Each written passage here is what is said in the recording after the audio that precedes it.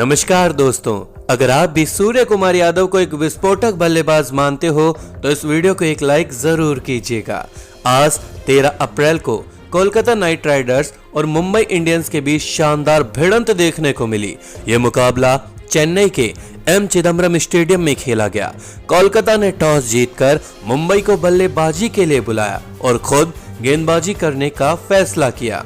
Scoreboard पर रनों की बारिश करने के इरादे से रोहित शर्मा और डिकॉक ओपनिंग करने मैदान में उतरे, लेकिन कोलकाता की तरफ से दूसरा ओवर डालने आए वरुण चक्रवर्ती की आखिरी गेंद पर डिकॉक राहुल त्रिपाठी के हाथों में अपना कैच थमा बैठे और महज 2 रन बनाकर सस्ते में पवेलियन लौट गए।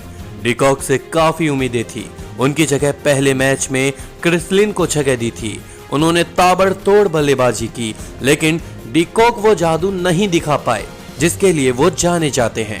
उनके बाद मैदान पर एक तूफान आया और उस तूफान का नाम है सूर्य कुमार यादव, जिन्होंने आते ही हरभजन सिंह के तीसरे ओवर में 3 चौके जड़ दिए। लेकिन अगले ही ओवर से मुंबई के रनों की रफ्तार काफी कम हो गई। वैसे खेलने लगी जैसे टेस्ट मैच हो।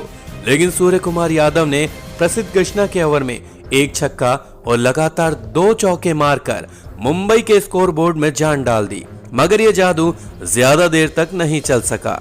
दोस्तों, हुआ ये कि मैच का 11वां ओवर फेंक रहे शाकिब अल हसन की तीसरी गेंद पर सूर्य कुमार यादव ने काफी ऊंचा शॉट मारा। बॉल काफी ऊपर गई, लेकिन बाउंड्री के पार नहीं जा सकी, बल्कि बड़ी आसानी से शुभमन गिल ने सूर्य कुमार यादव का वो कैच लपक लिया और सूर्य कुमार यादव की शानदार पारी 56 रन पर खत्म हुई। इसके लिए उन्होंने 36 गेंदों का सामना किया और 7 चौके और 2 छक्के भी लगाए। फिर रोहित शर्मा का साथ देने आए ईशान किशन ने भी आज कप्तान और दर्शकों को काफी निराश किया और 12वां ओवर फेंक रहे पैट कमिंस की पहली ही गेंद पर उन्होंने पवेलियन का रास्ता नाप लिया। महज 1 रन बनाकर वो चलते बने। अब कप्तान का साथ देने आए हार्दिक पांड्या। मुंबई पर काफी दबाव पड़ रहा था क्योंकि उनके 3 बेहतरीन बल्लेबाज पवेलियन लौट चुके थे।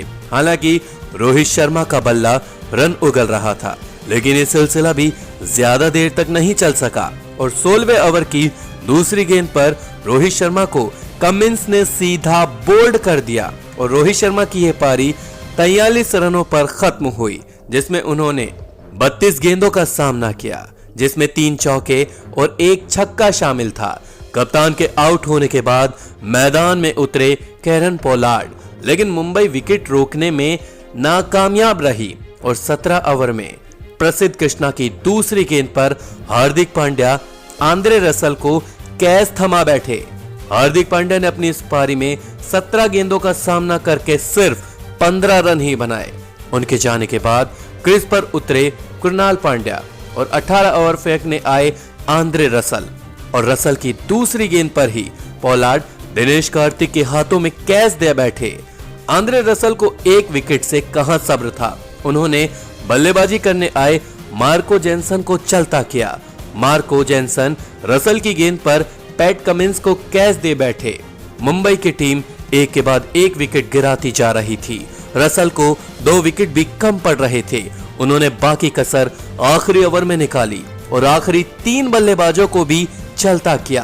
आखिरी ओवर में रसल ने कृणाल पांड्या, बुमराह और राहुल चहर को पवेलियन भेजा और मुंबई की टीम 20 ओवर में 152 रन ही बना सकी और कोलकाता को 153 रनों का लक्ष्य मिला। इस पारी में आंद्रे रसल ने 2 ओवर डाले और टोटल 5 विकेट झटके। मुंबई की आधी टीम को रसल ने अपनी शानदार गेंदबाजी से टिकने नहीं दिया। वहीं पैट कमिंस को 2 विकेट मिले। वरुण चक्रवर्ती, शाकिब अल हसन और प्रसिद्ध कृष्णा को 1-1 विकेट मिला। 153 रनों का लक्ष्य का पीछा करने उतरी कोलकाता की टीम ने 6 ओवर तक बिना विकेट गंवाए 45 रन बना लिए। ओपनिंग बल्लेबाज नीतीश राणा और शुभमन गिल काफी सूझबूझ के साथ बल्लेबाजी कर रहे थे क्योंकि मुंबई बड़ा टारगेट नहीं दे पाई। लेकिन जब राहुल चहर 9वां ओवर डालने आए तो ये सलामी बल्लेबाजी डगमगा गई और राहुल चहर ने 5वीं गेंद पर शुभमन गिल का विकेट झटक लिया। शुभमन गिल ने अपनी इस पारी में 24 गेंदों का सामना करते हुए 33 रन बनाए, जिसमें एक छक्का और 5 चौके शामिल थे। गिल के बाद मैदान में उतरे राहुल त्रिपाठी और वो भी राहुल चहर की गेंद का शिकार हो गए।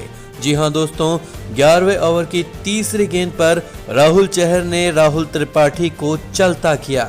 राहुल चहर आज अलग ही अंदाज में दिख रहे थे। तभी उन्होंने अगले बल्लेबाज इयान मॉर्गन को भी 13वें ओवर की 5वीं गेंद पर पवेलियन भेज दिया।